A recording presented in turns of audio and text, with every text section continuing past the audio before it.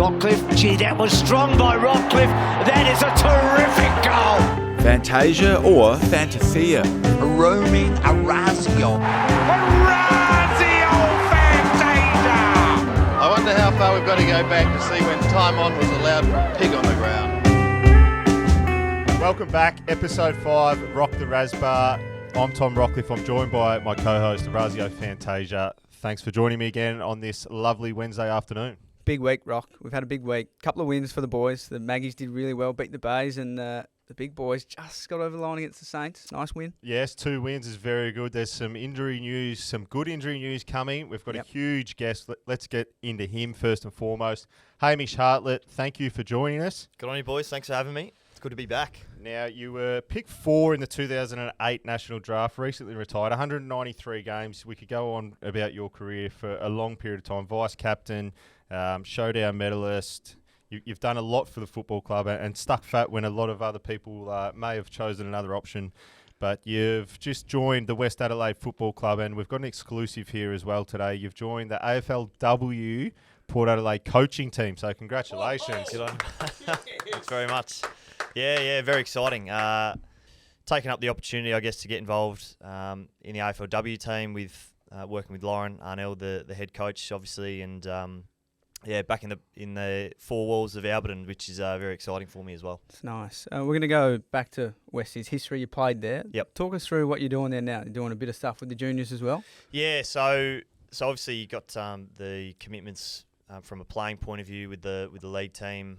So sort of Monday, Tuesday, Thursday nights out at training and involved in the leadership group there with Tommy Keogh and Caden Brand and a few other guys, which takes up a little bit of time. But it's great to be involved there. A bit of involved in some of the selection discussions as well. So sort of quite an all-encompassing role there at senior level, but also from an employment point of view, overseeing the development programs, both country and metro, so under 13s, 14s and 15s. We recently held our metro trials for the under 13s and 14s boys, and lots of talented kids coming through and very enthusiastic, as you guys know at that age. Can never get enough of footy, so overseeing those programs as well. So going to have a bit on the plate over the next few months, but like keeping busy and just like giving back to the footy programs and community where I can. Now, we know that you've never really done it tough in your life. You're a Silver Spoon private school boy down at Sacred Heart. It all began here in Adelaide. It was nice of Josh Sin to allow us to use his jumper behind you there today. But talk us through a little bit of your footy journey. You grew up in Adelaide, a Port diehard.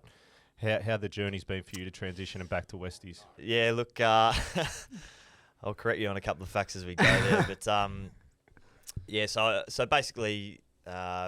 ever since I could walk, essentially I had a footy in the hand, and my brother and my whole family, mum, dad and sister as well, always loved their footy. Right from a very young age, my brother and I were kicking footies in the backyard. I must admit we were wearing Crows Guernseys at that point in time in our lives. As tough as that is to hear, I'm sure, for the listeners out there.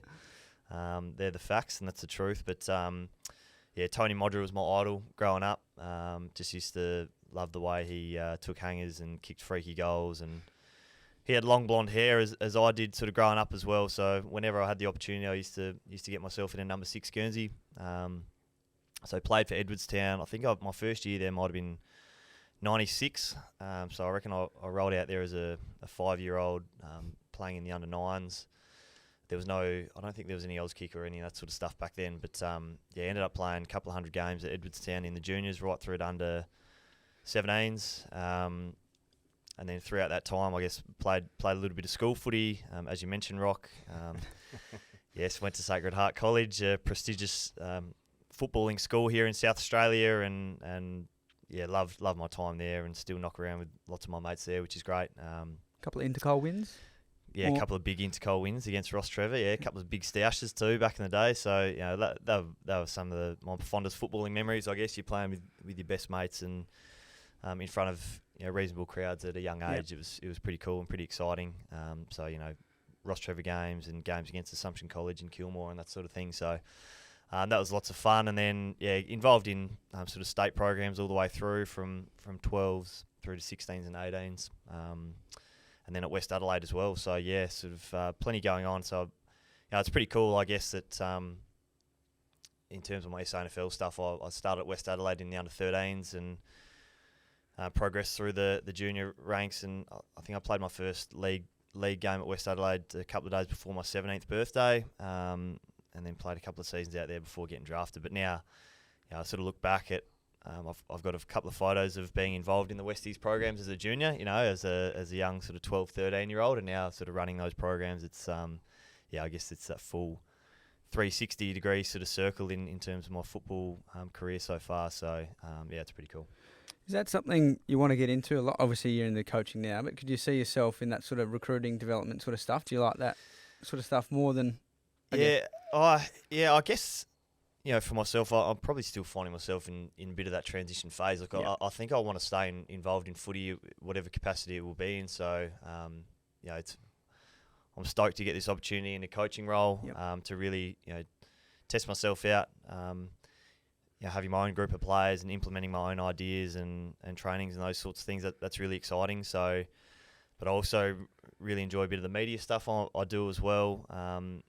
And having been involved in Westies in recent times with the 16s and 18s kids as well, as half a sort of development coach there, I do enjoy watching the young talented kids go about it too. So I guess that's the beauty of the roles that I've got at the moment, is they are all encompassing. I'm seeing bits and pieces of football clubs that I haven't seen before, selection, recruiting, development, now a bit of coaching. So that's exciting, and I'll remain in footy for a long period of time, but where that path ends up at this point in time, I'm not too sure. Now, transition-wise, I've gone through it as well. Yep. You seem very busy, but for me, it was a challenge at times as well, because we've been told for 13 years of our lives where to be, what time, minute of every day. Mm-hmm. How did you find that initially? And you've obviously flat out now, you've got so much going on. So how has that been for you? Was it difficult at times, and do you feel like you've got a good handle on it now? Probably still adjusting, mate, to be honest.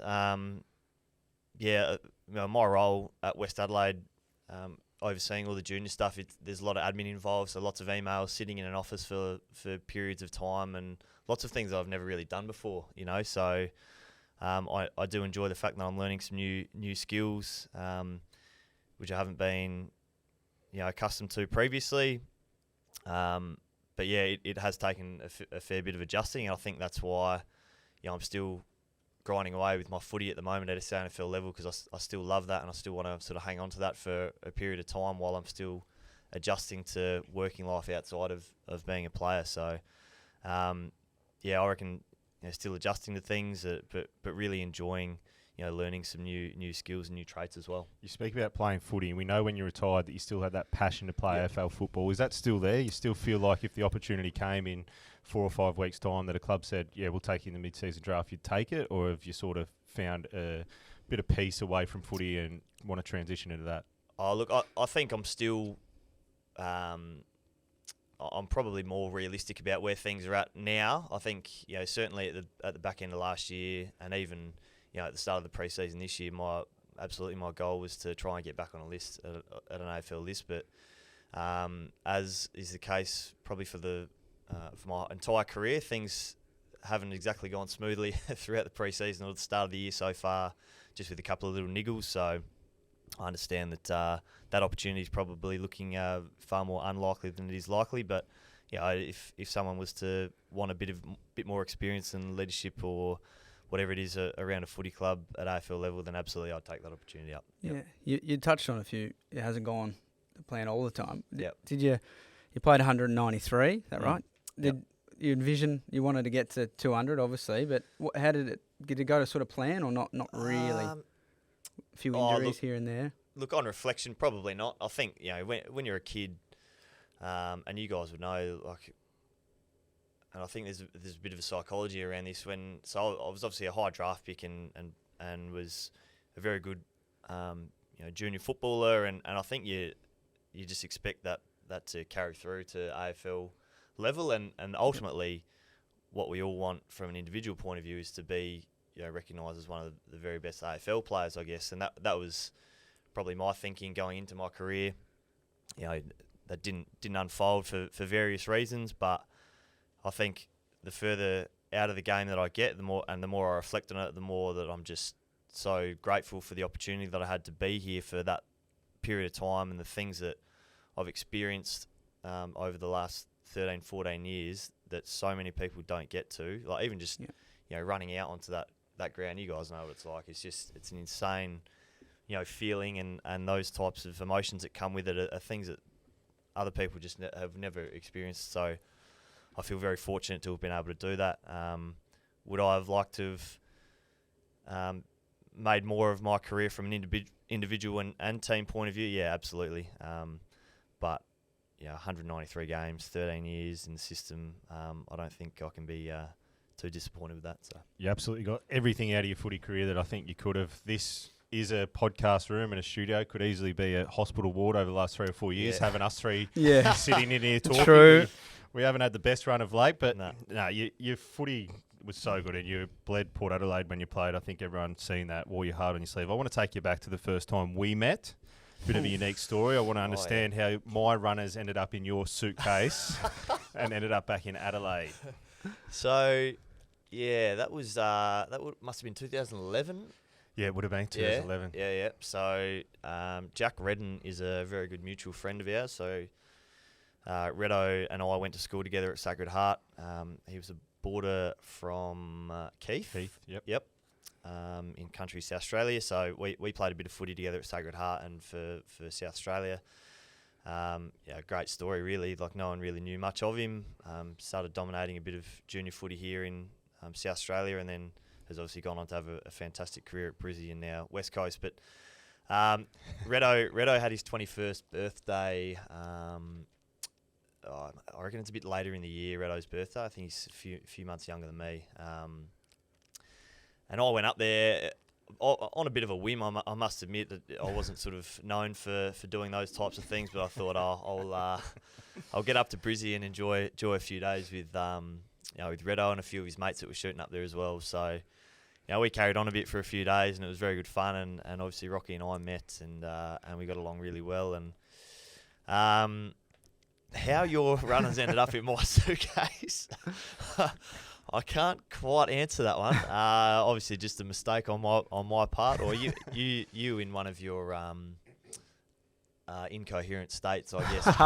Probably on one of those evenings, probably mentioned that I could take a pair of runners home if I wanted to. So I obliged, and then got a message a day or two later saying, "Hey mate, can I get those runners back off you?" So I had to send them back. So he made you send them back. He made me send them Oh, right. I was a young battler, 21. I wasn't a high draft pick. I was a rookie draft. You probably already won 2 best draft. and fairest by then. Close. But I think you won them off me. We played a game of pool, and I think you won the runners from there. Oh, okay. Well, there you go. Yeah, I must admit, I probably wasn't in the best state of mind. A bit of the lighter side. I want to understand how you became the KFC drummer boy.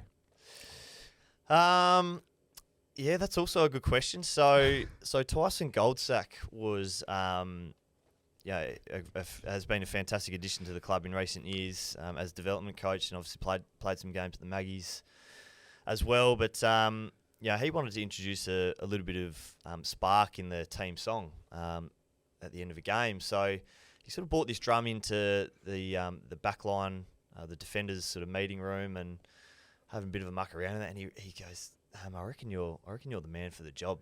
I reckon we can bust this out in a team song, and you're the man for that. I was a bit apprehensive about it. I thought, I don't know, like it doesn't sit overly comfortably with me. But sure enough, after a game against the Gold Coast, we all sort of filtered back into the change room ready to sing the song, and Goldie he unveiled the drum from this box. I didn't even know he brought it along with him.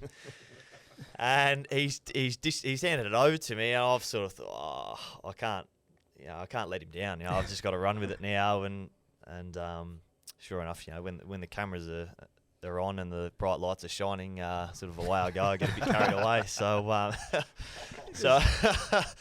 away we went. And with those types of things, if you do them half-heartedly, you kind of look like a bit of a goose, don't you? So I thought, I've got to give it a good crack here and put in a decent performance. So that's where that originated from. And then KFC became a sponsor at the end of the year, and we thought, we might be able to make something of this, and naturally I sort of filled the role as the KFC drummer boy. But yeah, very happily handed over the sticks to Aaliyah at the start of this season, so I think Aaliyah's the man now. Big Shanders taking the reins. Yeah.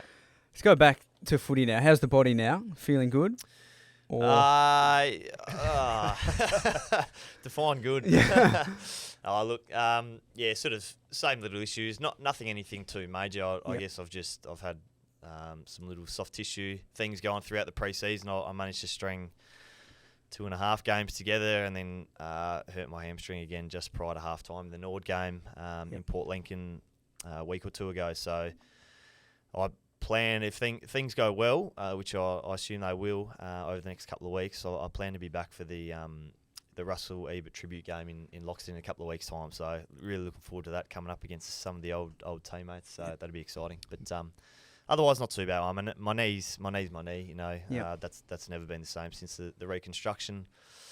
It's getting whacked around a bit, but we sort of plug on. You speak about that game in Loxton, which is May 22, the Russell Ebert tribute game, Westies versus Port.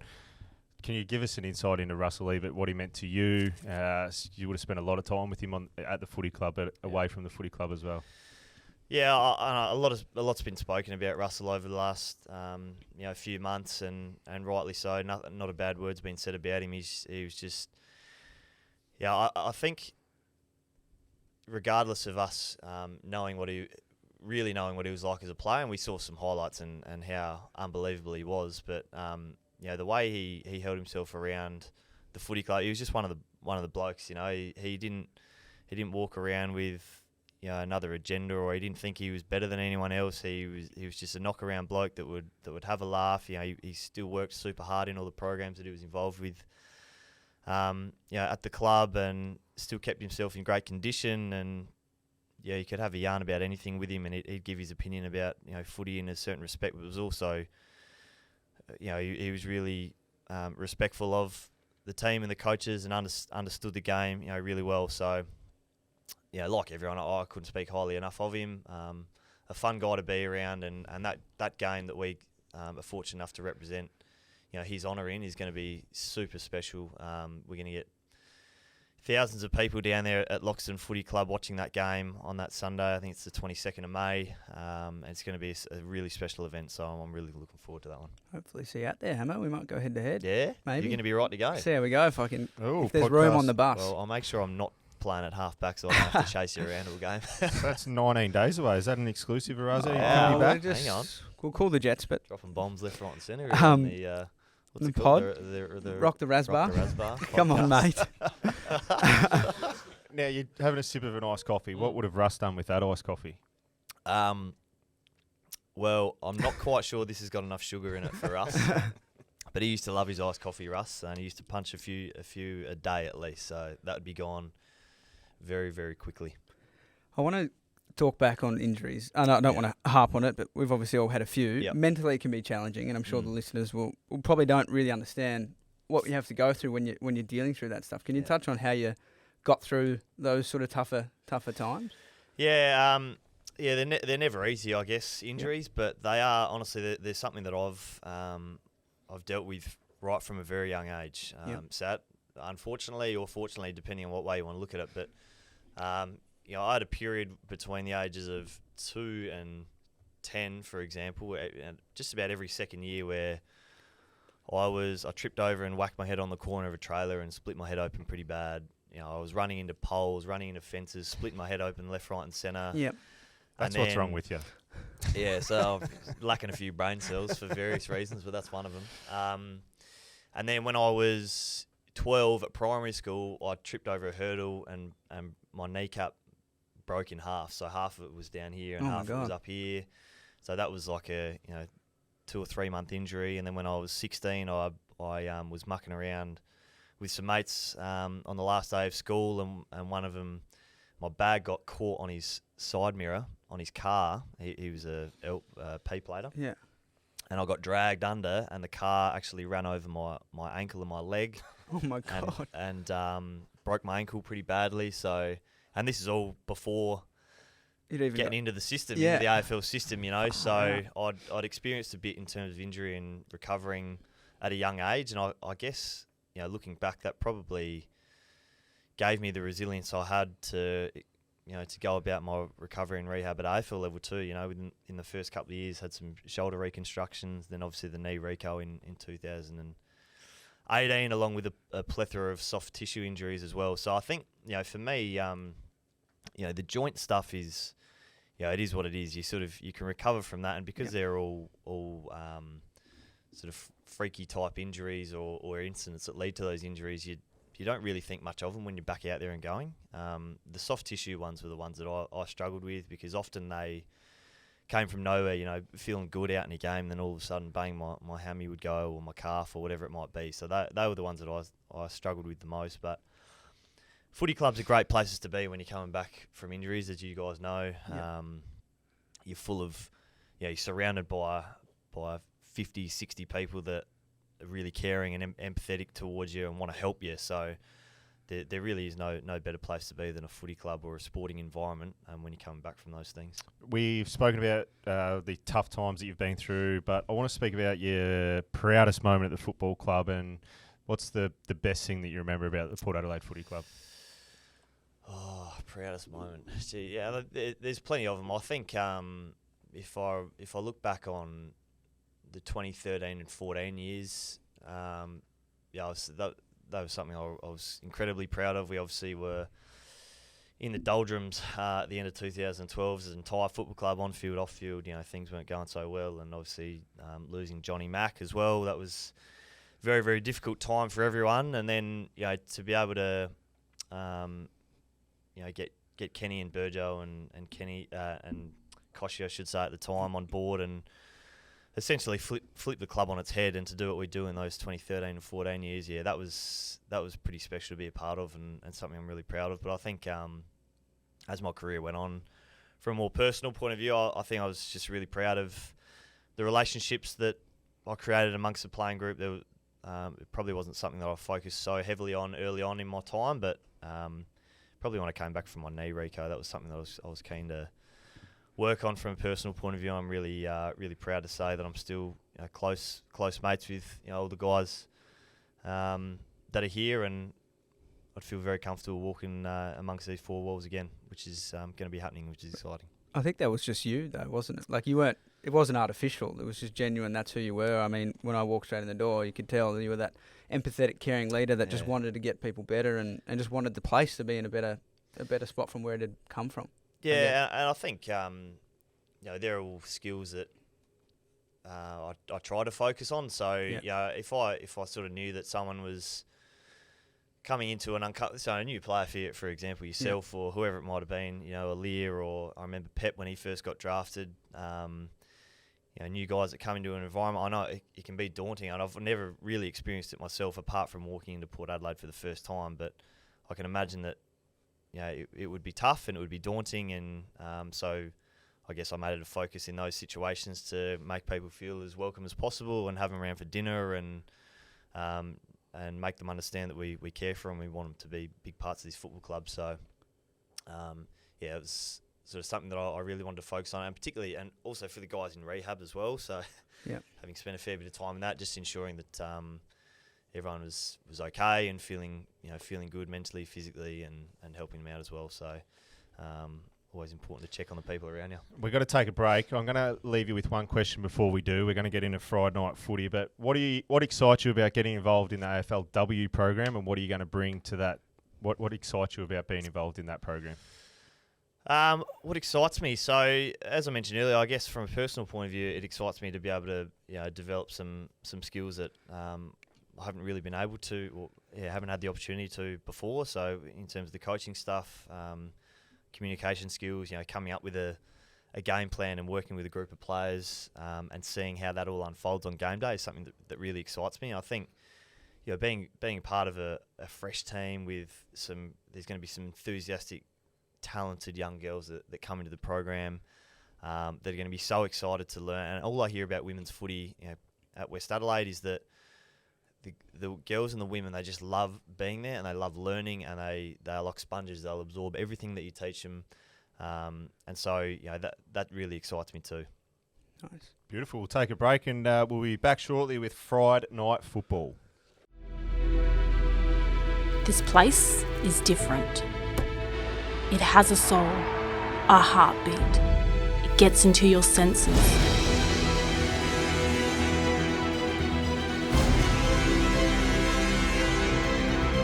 It's more than football. It's belonging.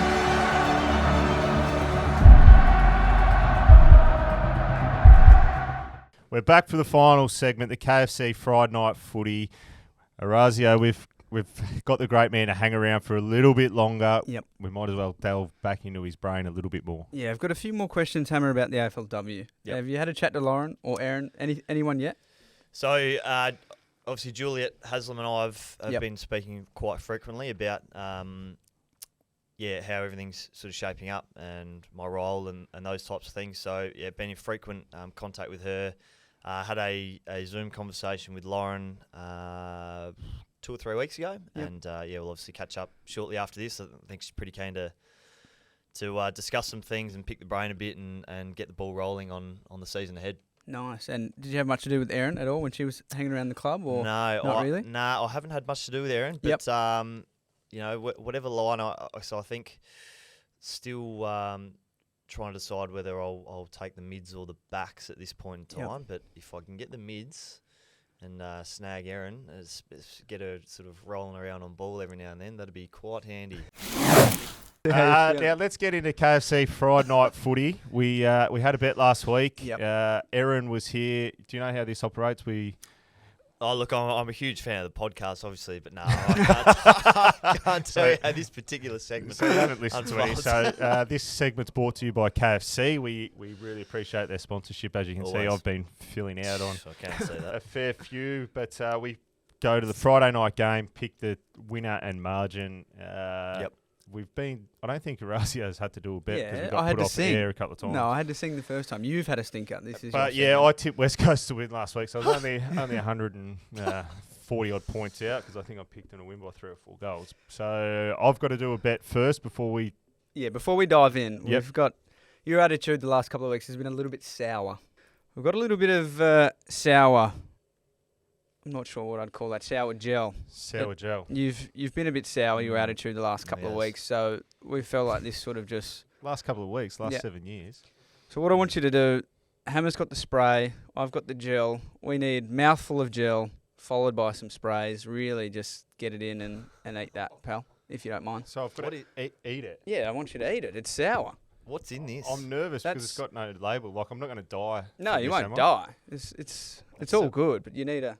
It's not Where going am to I- taste Where's nice. this? Where am I spraying this? On him. In his gob. In my mouth as well. Yeah, Is it's this double sour. That smells. It smells sweet. It But smells really nice. Okay. Yeah. Well, What have I got to do? Put it in my mouth? yeah. I'll talk the viewers through it. open That up, big sounds boy. oh. More. Oh yeah, a couple sprays, and a bit more gel if you don't mind. Oh, looks thick. What's wrong with that? Oh, you're happy It with that? smells sweet. Is he gonna eat the whole Actually smells bottle? really sweet. He's enjoying it. Oh, I've bought the wrong bottle, obviously. That's beautiful. Taste that. I'm not complaining about that. That's fine. Oh, Yeah, I'm happy to do those bets every week. It's not. it's not sour. It's not. Oh, it's a little bit sour, but it's a bit sweet as well. It's actually quite nice. What's Yeah, that spray I need to like? That rethink was a my sort of KFC challenges. zinger right there. I'm happy to do those bets, Raz, anytime. Okay, All right, I'll so- rethink for this week then. Now let's talk about a little bit before we get into Friday night. 2 big wins for the footy club last Yep. week. Port Adelaide went up to Kazali Stadium, won by a point. Not the prettiest spectacle we've ever seen, but Clutch Gray gets it done again. Yeah, he does. Ham, have you played up there before? Cairns, Kazali. That's a very good question, mate. Maybe, and if I did, it obviously didn't pan out too well. But actually, you know what? I don't reckon I have. But Yep. you're right. It was it was a tough game to watch in terms of the. Yeah, you're never going to get the best, most highly skilled game of footy up there, are you? It's always quite slippery and humid. So, but geez, what a win! Like I got home after some commitments at West Adelaide on Saturday night, and I caught the last quarter and. the great man, the Dingo. He just got it done again, didn't he, He's from the just boundary? in the spots all the He time. just knew he had to score, and Yep. that's all he got. He got the job done again. So, yeah, amazing game. Boys did really well. Very good win. Both teams winning. The Magpies, we know, went to Glenelg, got the job done against the Bays, which is never an easy task, but a great way for them to kickstart their season, hopefully now as well. And they're going to play this weekend at Alberton on Saturday against the Eagles, and some selection news. Yes, hopefully. Mick trained today, trained really well, so see how he pulls up. He's planning to play some minutes if he pulls up okay, so that would be nice. Well, Charles. it'd be nice for Charlie to make some headlines on the field instead of off like he happened to do last week. But Friday night we take on the Western Bulldogs.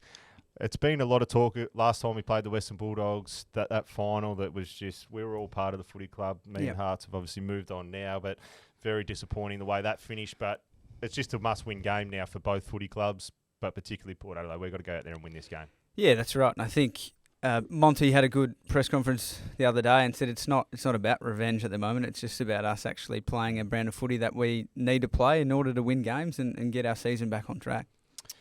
Yeah, so let's get into the KFC Friday night footy bet. We're going to actually go to the other game that's on Friday night over in Perth, Fremantle versus North Melbourne. So we need a winner.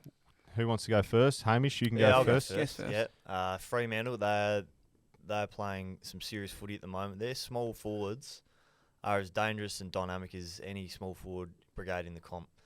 Frederick, Collier, Schultz, who else? I'm missing one or two down there as well. Swikowski. They'll get the job done over North by, I'm going to say 15 goal, 90 points. 90 points. Might I just add, I've seen Hammer's Carlton draft tips of late. They've been a bit You've been watching hit and miss. I've been watching and just seeing, and sort of 5 out of 9, 4 out of 9. If that doesn't 6. excite you about what Hamish is going to bring to the AFLW program with his knowledge of the game and what he's just touched on, all we needed was a tip and a margin. He's just in depth. It's so good, and I can't wait to see what he does with the AFLW team. Razbah, Me? your tip? Okay, I'm with you, Hammer. Yeah. I think Freo get them done by a fair bit. I don't think they win by 10 goals. I'm going to sort of go around 35 points. 35 points. Did you say? I said 15 goals. Yeah. So I said 90 90 Yeah, points. sorry. I'll go somewhere in the middle. I'll go 55 points. I think nine goals. Yep. 9-10 goals. I think they'll win quite comfortably. Thanks again for joining us, Hamish. We this week we couldn't get to the fans' questions because they're in isolation. A few staff members and media team, they're a bit unorganised, but we'll stay on their backs next week. We need Daniel Norton to get control of his team and make sure they're back. But if you want to get in touch, YouTube, Facebook, Twitter, Instagram, Port Adelaide Footy Club, all the channels are there. Just send some questions through. This is where you hear the downloads of the podcast. Get in touch. We love our fans and want to get involved. But Hamish, thanks again. It's always a pleasure to spend any amount of time with you. We don't see each other as much as we used to. We used to see each other every day and make each other have a little giggle, but it's great to see you back inside the footy club, and congratulations on your announcement as AFLW assistant coach. Good on you, Rob. Thanks, Raz. Thanks for having me, boys. Appreciate it.